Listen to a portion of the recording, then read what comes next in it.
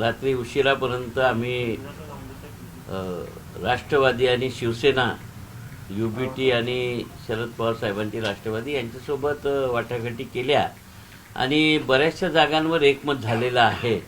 आणि आज मला वाटते की आम्ही संध्याकाळपर्यंत संपूर्ण जागेंचं एकमत करून महाविकास आघाडीची घोषणा करू शकतो असं रात्रीच्या बैठकीमध्ये सर्वांचा सूर पाहिला तर तसा होता. कारण की जिथे जिथे एकमत होणार नव्हतं सगळ्या नेत्यांशी चर्चा करून आमचं एकमत झालं आहे. आणि आमचा प्रयत्न आहे की समविचारी पक्षांची आघाडी करून लढण्याचा, महाविकास आघाडीसोबत इतर पक्ष रिपब्लिकन पक्ष येत असतील त्यांना घेण्याचा, वंचितची आमची बोलणी सुरू आहे त्यांनासुद्धा सामावून घेण्याचा आमचा प्रयत्न आहे. आणि ही पूर्ण प्रक्रिया उद्या सकाळपर्यंत किंवा आज संध्याकाळपर्यंत कंप्लीट होईल. काल रात्री उशिरापर्यंत आम्ही या 2 लोकांशी बैठका केल्या, आता वंचितशी बैठक करणार आहोत. आणि मला वाटते की जसंही आमची सगळी व्यवस्थित कागदावर युती झाली तेव्हा आम्ही या महाविकास आघाडीची घोषणा करू.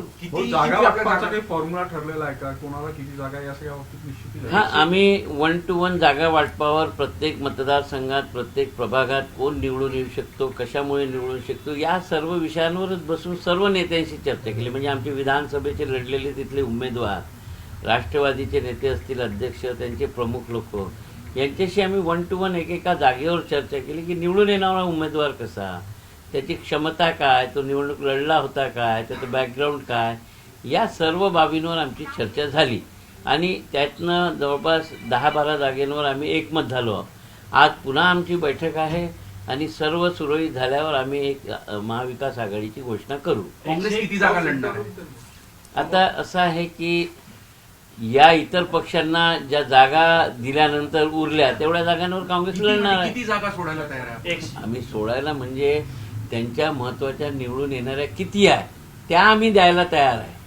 त्या दिल्यावर ज्या उरतील त्याच्यावर आम्ही लढायला. 129-12 उरतील म्हणजे कारण काँग्रेस मोठा भाऊ आहे. काँग्रेसने इथं 151 जागा लढल्या. उरतील याचा अर्थ काय तुम्हाला म्हणायचं नाही? उरतील याचा अर्थ असा आहे की आम्हीही आमच्या लोकांना रिकामं ठेवणार नाही आहे. जे आमचे मेरिटवर आहे, जे निवडून येऊ शकतात. परंतु शिवसेनेचे 2 उमेदवार जिथे टाकले तेव्हा तिथे आघाडी मजबूत होत आहे. कुठे NCPची टाकली तिथे मजबूत आहे. आमची ताकद त्यांना मिळावी, त्यांची ताकद आम्हाला मिळावी हा माझा प्रयत्न आहे. आणि मला वाटते की आम्ही बरोबर वाटाघाटी करू. कारण की नागपुरातले सर्व लोकल लोक ज्यांना याचा अनुभव आहे, म्हणजे प्रभाग माहीत आहे, प्रभागातला उमेदवार माहीत आहे, प्रभागातली एकूण एक परिस्थिती माहीत आहे, असे लोक चर्चा करत आहे. आणि म्हणून त्याच्यातून निष्कर्ष बरोबर निघेल. किती जागांची निश्चिती झाली आहे आपली नेमकी पूर्ण? जवळपास काल आम्ही 12 जागांवर राष्ट्रवादीची निश्चिती झाली आहे. 7-8-9 जागांवर रात्रीपर्यंत शिवसेनेची झाली आहे. आणि मग रात्री जास्ती वेळ झाल्याने आम्ही थांबलो. आज पुन्हा आम्ही चर्चा करू, समोरचा प्लॅन करू. 129 राहते तुमच्या गणितानुसार, तेवढ्या जागा काँग्रेस लढणार आहे का? हो, काँग्रेस 151 लढू शकते. आमचे उमेदवार तयार आहेत, परंतु आम्ही आमच्या उमेदवारांना आतापर्यंत AB फॉर्म दिलेले नाही. आम्ही यांच्याशी वाटाघाटी करू. जिथे यांना जितक्या जागा सोडायच्या त्या उमेदवारांना आम्ही समजवून या पक्षासोबत लावून समोरची आघाडी करू. 12 आणि 9 म्हणजे 21 जागा झाल्या. म्हणजे 130 जागांवर काँग्रेस लढणार. असं आहे, आता 130 आहे उरलेल्या. होऊ शकतो आम्ही बहुजन वंचितलाही देऊ शकतो ना, वंचित आघाडीला देऊ शकतो आम्ही त्याच्यातल्या जागा, काही रिपब्लिकनवाल्यांना देऊ शकतो आम्ही त्याच्यातल्या जागा.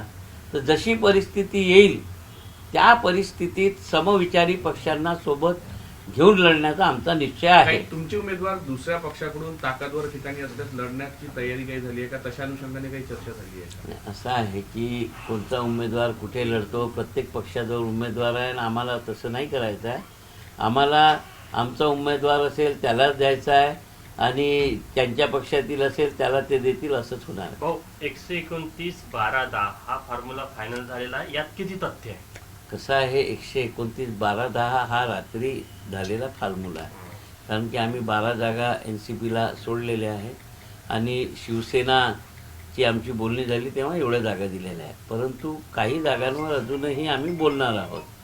शिवसेनेशी आमची बोलणी व्हायची आहे, पुन्हा रिपब्लिकनचे पक्ष आहे, पुन्हा आमची वंचित आघाडी आहे.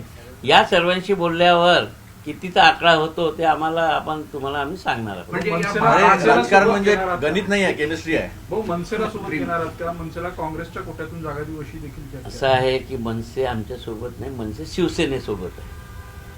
आता शिवसेनेला आम्ही तेवढ्या जागा दिल्या आहे, शिवसेनेने पाहावं त्यांना काय करायचं आहे.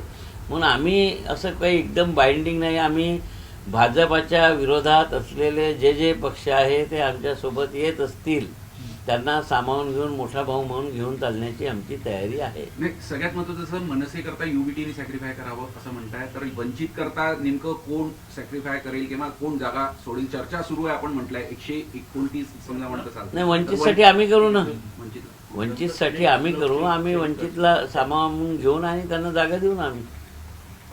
वंचितकडनं चर्चा सुरू आहे, तर प्राथमिक स्तरावर काय प्रस्ताव आला वंचितकडून? वंचितचा प्रस्ताव आला आहे, त्याच्यावर आता 1 to 1 आज आम्ही बसणार आहोत. संध्याकाळपर्यंत सर्व निकष निघून जातील आणि महाविकास आघाडीची घोषणा होईल.